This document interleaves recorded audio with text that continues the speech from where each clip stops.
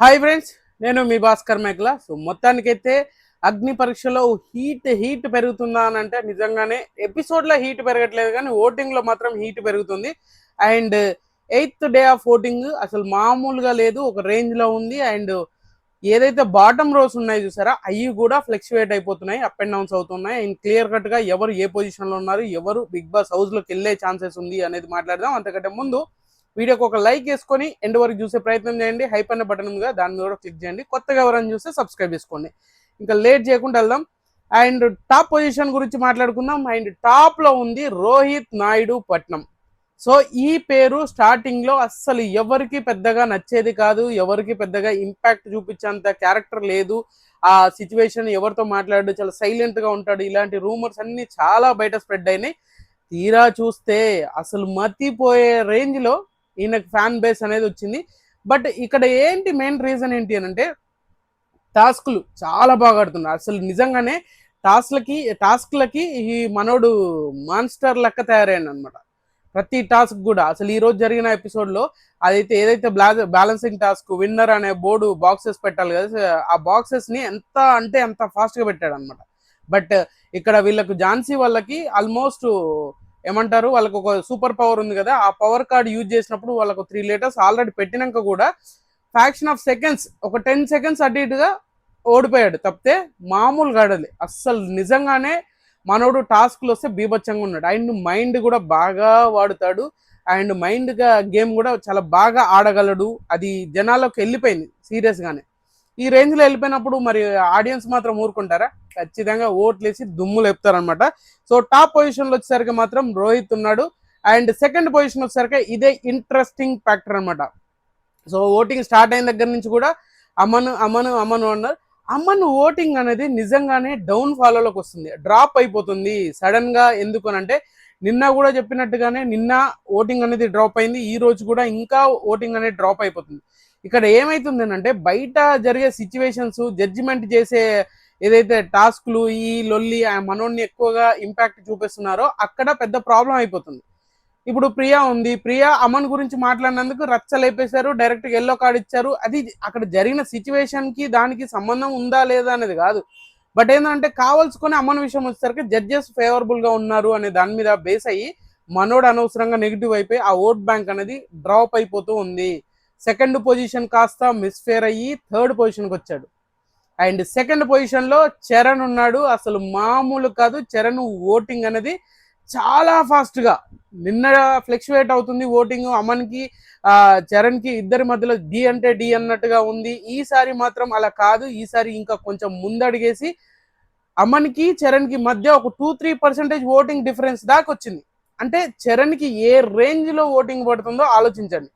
పోనీ చరణ్ ఏమన్నా బీభత్సమైన టాస్క్లు ఆడేసాడు, బీభత్సమైన అది చేశారంటే అసలు ఎపిసోడ్ లో ఆల్మోస్ట్ మనోడు చేసిన దానికంటే ఎక్కువ జడ్జెస్ ఇచ్చే ఎలివేషన్, ఈ రోజు ఇచ్చిన ఎలివేషన్ అయితే మామూలు కాదు. అసలు ఏదో విన్నర్ అయిపోయినట్టు మనోడిని ఏదో అవమానించేసి ఇప్పుడు ప్రూవ్ చేసుకొని బయటకు వచ్చేసి డాన్సులు, అసలు ఆ రచ్చ వేరే లెవెల్ ఉంది.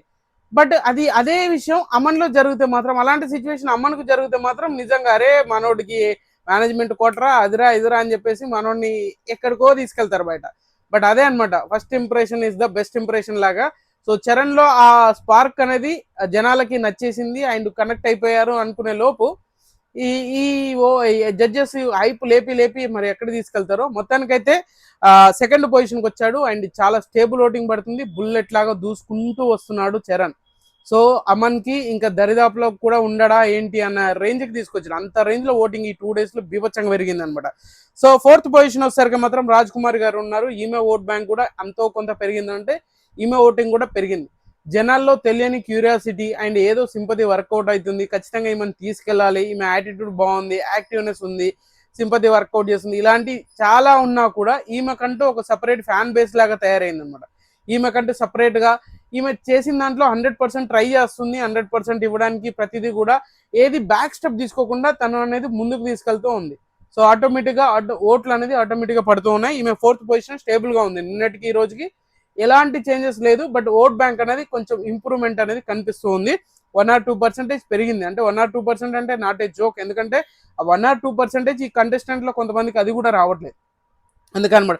తర్వాత ఫిఫ్త్ పొజిషన్, 5th పొజిషన్ లో మిథిలేష్ ఉన్నాడు. మిథిలేష్ కు ఎలా అంటే మనోడికి ఎంత కష్టపడ్డా కూడా ఎక్కడో ఆవగించేంత లక్ ఉండాలంటారు కదా, ఆ లక్ అనేది మిథిలేష్ విషయంలో జరగట్లే. మిథిలేష్ విషయంలో ఆ లక్ ఫేవరిజం అనేది పాపం ఎక్కడో దూరంగా వెళ్ళిపోయినట్టుంది. అనుకున్న దానికంటే ఎక్కడికో వెళ్ళిపోయింది పాపం. మనోడు దరిదాపులకు కూడా వస్తలేదు. ఆ విషయంలో మనోడు ఎంత కష్టపడ్డా కూడా ఆ హై మూమెంట్ అనేది ఎక్కడ రావట్లేదు మిథిలేష్ కి. అది ఓటింగ్ అనేది మనోడి ఓటింగ్ మీద బాగా ప్రభావం చూపిస్తుంది. ఓటింగ్ అనేది డ్రాప్ అవుతుంది మిథిలేష్ కి.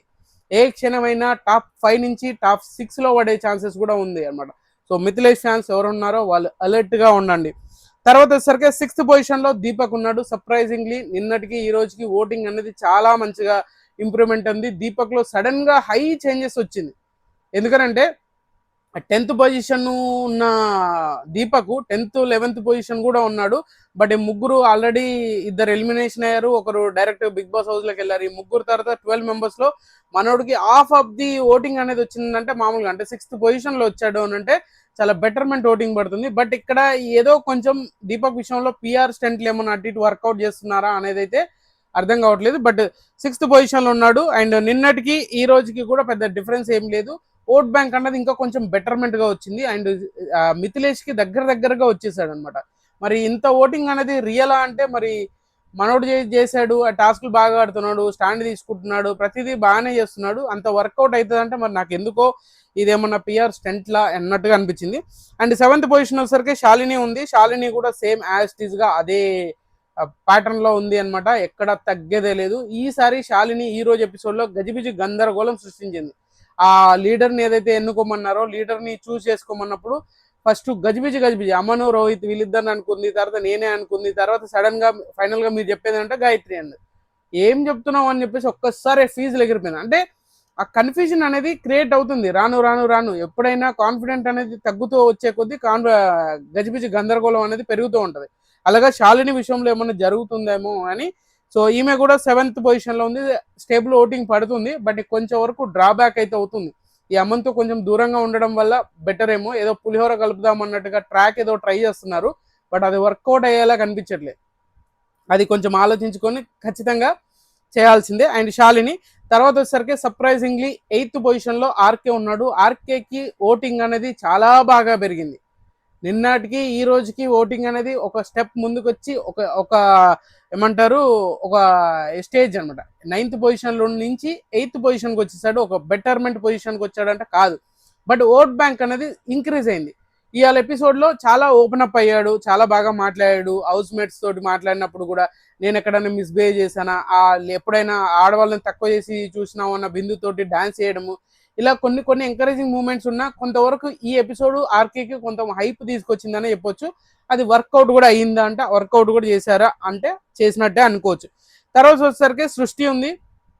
సృష్టికి నిజంగా మిథిలేష్ సృష్టి అండ్ వీళ్ళిద్దరికి ఉన్నంత అన్లక్ ఫేవర్ ఇంకెవరికి ఉండదేమో. ప్రతిదీ కూడా వీళ్ళ చేతిలో దాకా వస్తుంది, చేతిలో నుంచి లాక్కుంటున్నారు. ఎవరో ఒకరు లాక్కున్నట్టుగా అయిపోతుంది. ఎంత కష్టపడ్డా ఏం చేసినా ఎండ్ ఆఫ్ ది డే వీళ్ళకి అనేది ఒక కరెక్ట్ హై మూమెంట్ అనేది ఎక్కడా రావట్లేదు.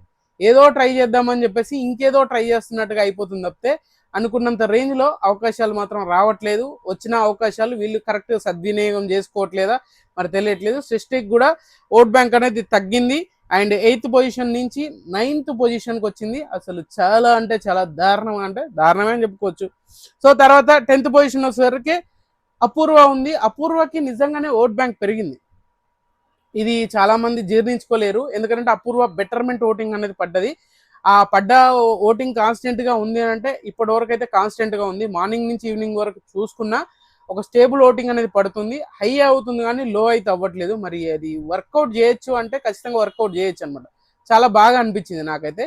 సో మీకేమనిపించిందో ఏంటో కింద కామెంట్ చేయండి అపూర్వ విషయంలో పర్టికులర్గా. ఎందుకనంటే అపూర్వకి ఏది చేసినా కూడా పాపం అపూర్వ కొంతమందిని సెలెక్ట్ చేసుకున్నారు జడ్జెస్, టక్ టక్ టక్ మని వేస్తూ ఉంటారు అనమాట పంచులు. తర్వాత హేమంత్ ఉన్నాడు 11th పొజిషన్. హేమంత్ కూడా ఓటింగ్ అనేది కంప్లీట్ గా డ్రాప్. నిజంగా ఈ రేంజ్ ఓటింగ్ డ్రాప్ అయిపోవడం అనేది అసలు వచ్చే 1-2% ఓటింగ్ కూడా వీళ్ళు డ్రాప్ అయిపోతే ఇంకా వీళ్ళు ఏం చేస్తారు. హేమంత్ విషయంలో జరిగేదేంటి, ఈయనకు ఛాన్సులు వస్తున్నాయి, ప్రూవ్ చేసుకోలేకపోతున్నాడు, స్ట్రాంగ్ గా డిఫెండ్ చేసుకోలేకపోతున్నాడు. అసలు ఏమంటారు కదా, కొంచెం గజిబిజి గజిబిజి అన్నట్టుగా ఏదో అయిపోయి ఏదో వెళ్ళిపోతుంది. సో ఊహించింది ఒకటైతే జరిగేది ఇంకొకటి లాగా అయిపోతుంది అనమాట. సో అది కొంచెం ఆలోచించుకోవాలి. హేమంత్ ఫ్యాన్స్ ఎవరన్నా ఉంటే ఖచ్చితంగా ఓట్లు వేసేసుకోండి. And last but the least, నిజంగా దారుణాతి దారుణంగా ఓటింగ్ ఎవరికైనా పడుతుందంటే అది ప్రియా గారికి మాత్రమే. ఎందుకు మరి ప్రియా గారికి ఏ ఒక్క దాంట్లో కూడా ఎక్కడ కూడా ఇప్పుడు 8th డే ఎక్కడ కూడా ఈమె అట్లీస్ట్ ఒక బెటర్మెంట్ పొజిషన్కి వచ్చింది, ఆమెకున్న ఓటింగ్ కొంతవరకు బెటర్మెంట్గా పెరిగింది అనడానికి లేకుండా పోయింది. ఏదో ఒక విషయంలో ఏది జరిగినా కూడా నెగిటివ్ ఆర్ పాజిటివ్ చాలా మందికి స్క్రీన్ స్పేస్ వస్తుంది. ఆ స్క్రీన్ స్పేస్ వచ్చిందంటే ఆటోమేటిక్గా ఓట్ బ్యాంక్ అనేది పెరుగుతుంది, జనాలకు కొంచెం ఎక్కువగా కనెక్ట్ అయ్యే ఛాన్సెస్ ఉంటుంది. ఇలాంటివన్నీ ఉన్నా కూడా ఈమెకు ఏ విధంగా చూసినా, ఏ కొనాన చూసినా, ఈమె ఏ విధంగా పుష్ చేసినా సోషల్ మీడియాలో మొత్తానికైతే ఓటింగ్ ఆర్డర్లో ఎప్పుడూ బాటంలోనే ఉంటుంది. అసలు ఎంత కేర్ఫుల్గా ఉండాలనుకున్నా పాపం ఏం చేసినా కూడా ఏ విధంగా కూడా వర్కౌట్ అవ్వట్లేదు. బట్ ప్రియా గారికి ఎవరైనా ఓట్లు వేసేది ఉంటే ఖచ్చితంగా ఓట్లు వేసేసుకోండి. చాలా అంటే చాలా దారుణమైన పొజిషన్లో ఉంది. అండ్ ఈ ఎవరైతే అపూర్వ, హేమంత్ అండ్ ఈ ప్రియా గారు, ఈ ముగ్గురికైతే వెరీ దారుణం, అంటే చాలా దారుణాతి దారుణంగా ఓటింగ్ పడుతుంది. సో అంతకు మించి చెప్పేది ఏమి లేదనమాట. మీకు నచ్చిన కంటెస్టెంట్కి ఓట్ వేసుకోండి. అలాగే మీరు ఎవరికి ఓట్ వేసారనేది కింద కామెంట్ చేయండి. ఈ వీడియో మీకు నచ్చినా కూడా నా సెలెక్ట్ చేయడానికి కామెంట్ చేయండి. సబ్స్క్రైబ్ చేయడం మర్చిపోద్దు. అండ్